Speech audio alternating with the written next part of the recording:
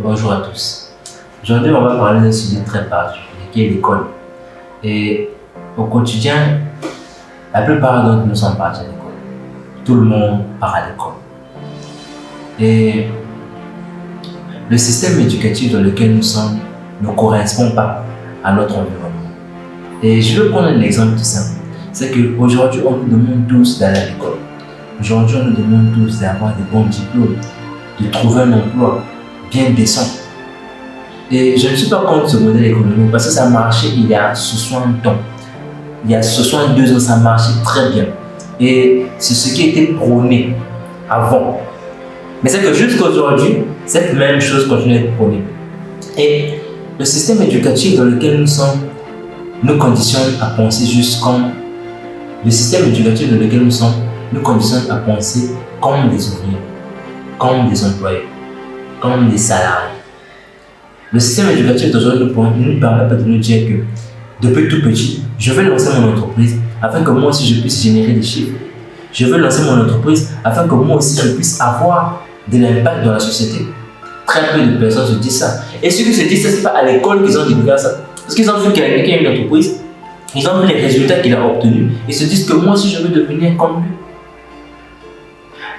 Et le problème que je veux mettre en lumière, c'est quoi? C'est que l'école forme des comptables, l'école forme des médecins, l'école forme des avocats, l'école forme des ingénieurs. Mais le problème, c'est que regardons un pays comme le Congo, une superficie de 342 000 km². Regardons un pays comme le Congo.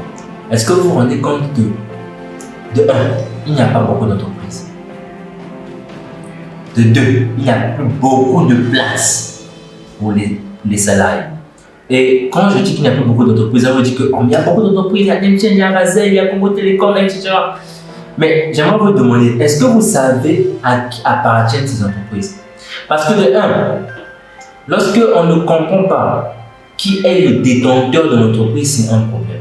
Lorsqu'on ne sait pas qui est l'investisseur majoritaire, du moins qui est l'actionnaire majoritaire de cette entreprise, ça aussi c'est un problème. Et je vais vous expliquer pourquoi.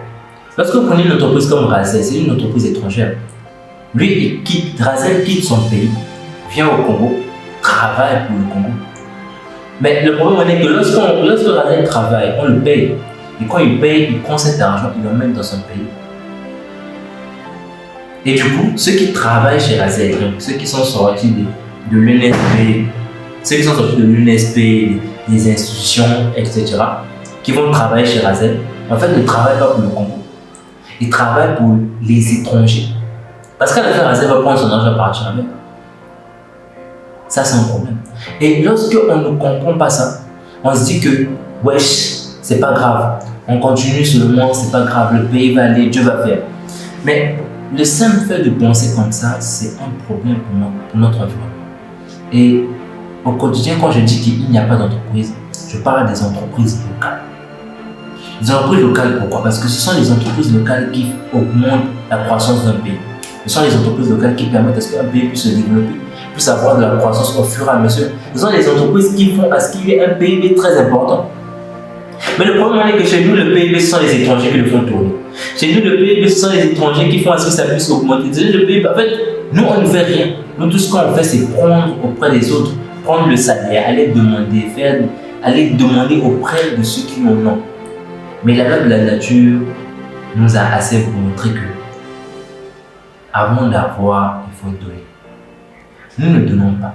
Dans un pays où tout est importé, le cure-dent est importé, le drap est importé, le savon est importé, le lait est importé, les cheveux sont importés, la religion est importée, tout est importé. Mais qu'est-ce que nous créons, nous, pour chercher à augmenter, ou du moins pour chercher à faire croître notre pays? Ça, c'est un problème majeur. Et l'école ne nous montrera pas ça. Il ne montre pas ça jusqu'à présent. Si nous ne comprenons pas ça, vos enfants seront esclaves des autres. Vos enfants vont continuer à travailler pour les Français, pour les Américains, pour les étrangers, pour les Sénégalais même, pour les Libanais.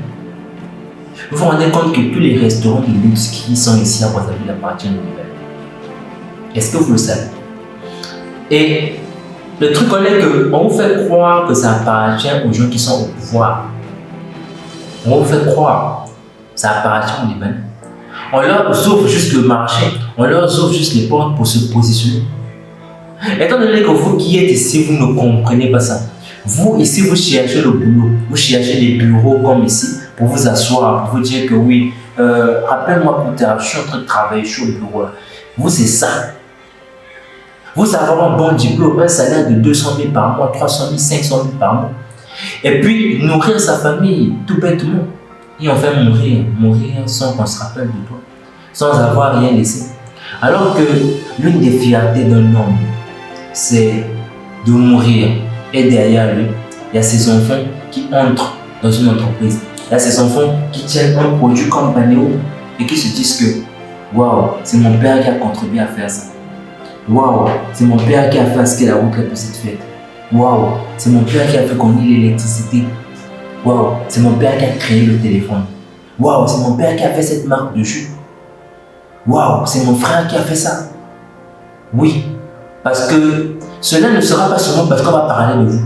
Et parce que derrière vous, vous allez laisser des générations qui auront du boulot. Vous allez laisser des générations qui auront un avenir meilleur. Et tant que vous ne comprendrez pas ça, nous serons dans un cercle vicieux qui va nous ramener. Alors pensez-y, parce que chacun de nous a une pierre à apporter à l'édifice. Voilà pourquoi il est très important de se mettre ensemble et de travailler. Pas se mettre ensemble pour cotiser pour acheter les casiers de canettes. Pas se mettre ensemble pour cotiser pour acheter les palicots, pour boire. Ça ne sert absolument à rien. Même le fait de prendre la bière augmente le PIB d'autres pays. Le simple fait de prendre la bière permet aux pays étrangers de se développer. Parce que vous n'avez jamais vu un champ de malte ici. Un champ de malte de plus de 600 000 mètres carrés. Il n'y en a pas. Vous n'allez jamais voir ça. Ça veut dire que c'est importé. Ce sont des producteurs locaux, des étrangers qui gagnent. Les emballages. Vous n'avez jamais vu une usine d'emballage ici. Il n'y en a pas.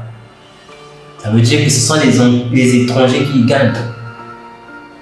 Donc, si on ne comprend pas ça, on va toujours chercher du boulot alors qu'il y a beaucoup d'opportunités dans notre pays.